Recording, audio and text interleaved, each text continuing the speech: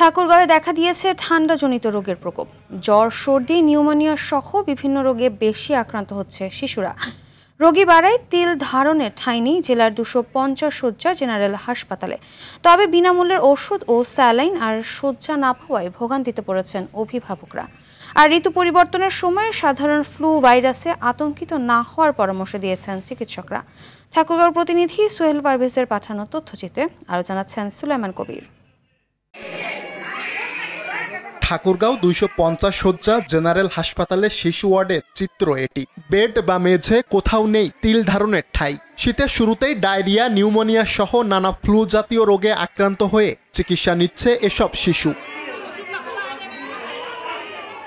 হাসপাতালটি শিশু ওয়ার্ডে চিকিৎসা নিচ্ছে প্রায় 2 শতাধিক শিশু। তবে গুরুতর অভিযোগ রয়েছে হাসপাতালের স্বাস্থ্যসেবা ব্যবস্থা নিয়ে। প্রয়োজনীয় ওষুধ, স্যালাইন না থাকার পাশাপাশি নার্সদের অদক্ষতা নিয়ে ক্ষোভ প্রকাশ করেন রোগীর স্বজনরা। আমরা নার্সকে ডাকতে গেলে বলে কি যে আপনারা বাচ্চাটাকে নিয়ে আসেন, এখানে কেউ আসে না। যে পারে তাকে দোয়াই বেশি ভালো সব থেকে, আর যে পারে না তাকে বাচ্চারা কষ্ট দিচ্ছে বারবার, এটা কিন্তু ঠিক না। একটা বাচ্চাকে 2 সেকেন্ড সময় দেয়, 2 সেকেন্ডও দেয় না, মনে করেন যে আসে শুধু যায়। রোগীর চাপ স্বাভাবিকের তুলনায় বেশি হওয়ায় স্বাস্থ্যসেবা কিছুটা বিঘ্নিত হচ্ছে বলে দাবি হাসপাতালটির তত্ত্বাবধায়কের। জনবলের সংকট এবং খাবার সংকট, এই সব সংকট নিয়েও আন্তরিকতা দিয়ে এই সমস্যাগুলি সমাধান করার চেষ্টা করছি।